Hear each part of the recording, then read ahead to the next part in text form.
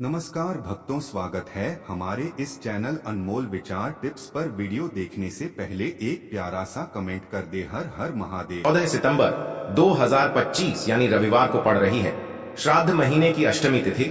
और दोस्तों, ये वो तिथि है जो पितृपक्ष महीने में पड़ने वाली सबसे बड़ी तिथि है, क्योंकि यह रविवार के दिन पड़ रही है और इसका बहुत ही बड़ा और विशेष महत्व होता है। पूज्य गुरु जी ने कहा है, अगर कभी भी मौका लग जाए और पितृपक्ष महीने की अष्टमी तिथि रविवार को पड़ जाए तो आप लोगों को 11 चावल के दाने वाला उपाय तो अवश्य ही करना चाहिए। इन दोनों का संयोग बहुत ही कम आता है। और दोस्तों, पूज्य गुरु जी ने अपनी शिव महापुराण की कथा में बताया है, इस दिन आपको 11 चावल दाने वाला उपाय तो अवश्य ही करना चाहिए, क्योंकि ऐसा दिन पूरे साल में सिर्फ एक ही बार आता है। और दोस्तों, आप सभी लोग जानते हो कि रविवार अष्टमी का अगर सबसे बड़ा कोई उपाय है तो वो 11 चावल दाने वाला उपाय है। तो दोस्तों, इस रविवार के दिन आप लोगों को इस 11 चावल के दाने वाले उपाय को जरूर करना है। बहुत सारे लोग होंगे जिन लोगों ने इस उपाय को न किया हो, मतलब पूरा साल निकल गया और उन्होंने किसी भी दिन इस 11 चावल दाने वाले उपाय को न किया हो। पर दोस्तों, आपके पास एक आखिरी मौका बचा हुआ है, जो कि 14 सितंबर के दिन है। तो इस दिन आप लोगों को इस वाले उपाय को जरूर कर लेना है। भले ही आपने पूरे साल भर इस उपाय को न किया हो, पर अगर आपने इस पितृपक्ष महीने के अष्टमी के दिन अगर इस वाले उपाय को कर लिया तो आपको इस उपाय को करने का वो फल मिलेगा जिसकी आपने कभी कल्पना भी नहीं करी होगी। इसीलिए आप लोग इस वाले उपाय को एक बार जरूर कर लेना, ताकि आप लोगों के हाथ से यह मौका ना जा सके और आपको इस उपाय को करने का फल मिल सके। दोस्तों, ये उपाय पंडित जी ने अपनी अभी की ही शिव महापुराण की कथा में बताया है, जिस उपाय को आज हम आपको बहुत अच्छे से समझाने वाले हैं। इस वीडियो को देखने के बाद इस उपाय को समझने के लिए आपको कोई और वीडियो को देखने की जरूरत नहीं पड़ेगी।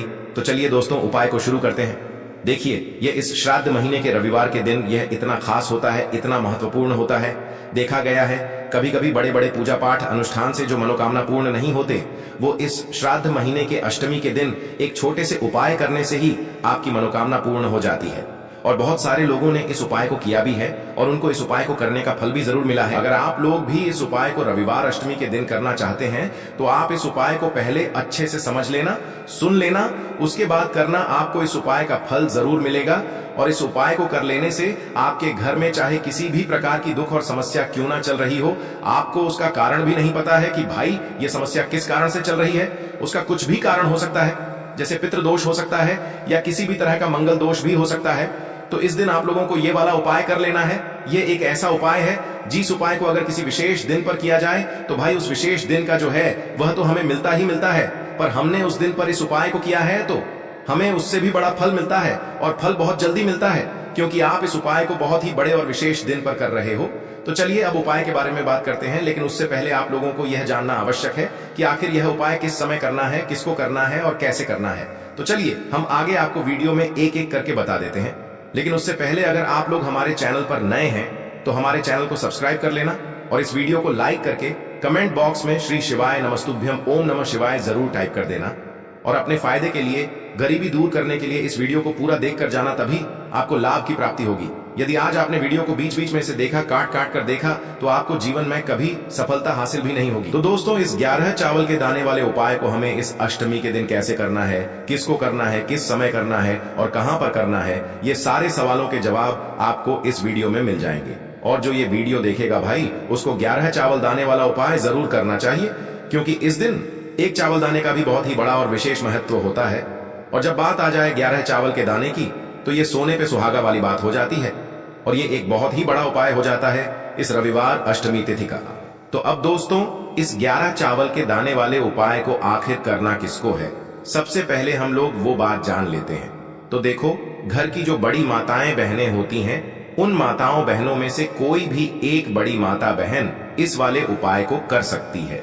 और दोस्तों, अगर आप चाहें तो अपने घर में से सभी सदस्यों को भी इस उपाय को करवा सकते हैं।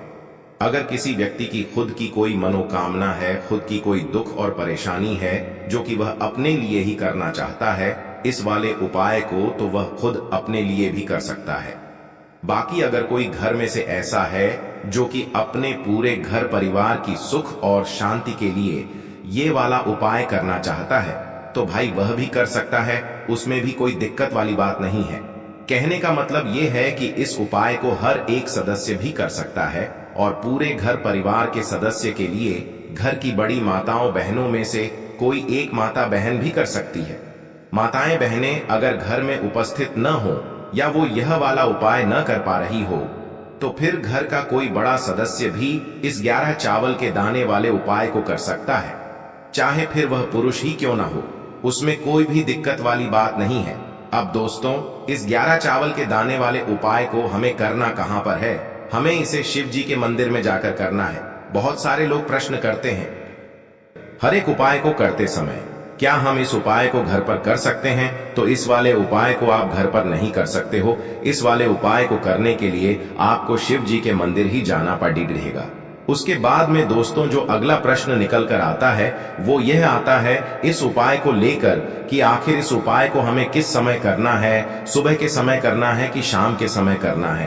तो देखो, इस वाले उपाय को आप लोग सुबह के समय भी कर सकते हो और शाम के समय प्रदोष काल में भी कर सकते हो।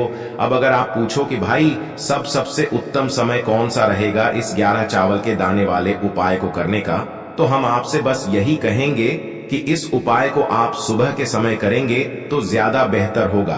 बाकी अगर प्रदोष काल शाम के समय भी करेंगे तो भी अच्छा होगा, उसमें कोई भी दिक्कत वाली बात नहीं है।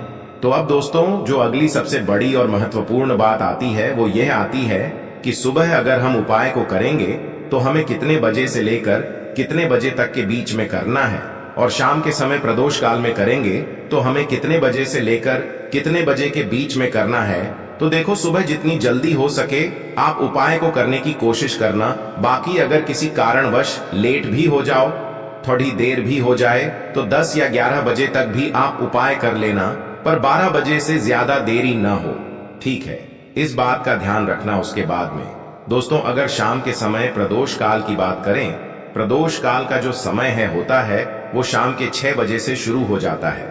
मतलब शाम के 6 बजे से लेकर 7 बजे के बीच का जो समय होता है ये समय प्रदोष काल का समय होता है। पर अभी जो मौसम चल रहा है इस मौसम में जो है शाम बहुत देरी से होती है, तो आप इस उपाय को 7 या 8 बजे के बीच में भी कर सकते हो। मतलब शाम के 6 बजे से रात 8 बजे के बीच में आप कभी भी इस वाले उपाय को कर सकते हो, उसमें कोई भी दिक्कत वाली बात नहीं है। अब दोस्तों यहाँ पर इस उपाय को लेकर एक और सबसे बड़ी बात ये निकल कर आती है कि इस 11 चावल के दानों को हमें लेना कहां से होता है, और हमें इस उपाय को करने के साथ में क्या और कुछ भी सामग्री ऐसी होती है जो शिव जी के मंदिर लेकर जानी पड़ती है। तो देखो यहाँ पर हम आपको बता दें, सबसे पहले आप लोग ये जान लो कि यह जो 11 चावल के दाने वाला उपाय है, सिर्फ और सिर्फ आप उपाय की सामग्री लेकर कभी भी शिव जी के मंदिर मत जाना, क्योंकि हमें भगवान के सामने यह नहीं दर्शाना है कि अगर हम भगवान शिव जी के मंदिर आए हैं तो अपने फायदे के लिए आए हैं। तो इसलिए जो भी पूजन सामग्री है उपाय सामग्री है, 11 चावल के दाने, इसके साथ में आपको पूजन सामग्री भी जरूर लेकर जाना है। देखो, अगर सुबह के समय उपाय कर रहे हो तो सीधी सी बात है, 1 लोटा जल तो आप लेकर जाओगे ही जाओगे। वही 1 लोटा जल अगर मिट्टी का जल हो तो बहुत अच्छा रहेगा। मिट्टी का जल कैसे बनाया जाता है इसके लिए हमने पहले से बहुत सारी वीडियोस बना दी है। आपके पास इस दिन एक आखिरी मौका रहेगा मिट्टी का जल शिव जी पर चढ़ाने का और उपाय को करने का। बहुत बड़ा आपको इस दिन फल मिलेगा। तो इसलिए इस दिन हो सके तो भाई मिट्टी का जल चढ़ाना, तो अपने साथ में कम से कम 1 लोटा जल तो आपको लेकर जाना ही जाना है। अगर मिट्टी का जल नहीं है तो घर का जल भी आप इस्तेमाल कर सकते हो।